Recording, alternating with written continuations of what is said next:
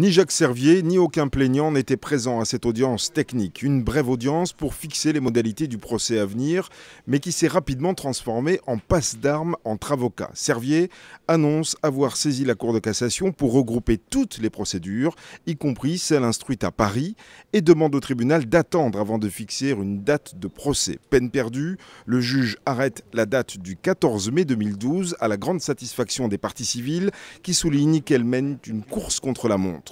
Les victimes apprécieront qu'un procès puisse avoir lieu avant l'été.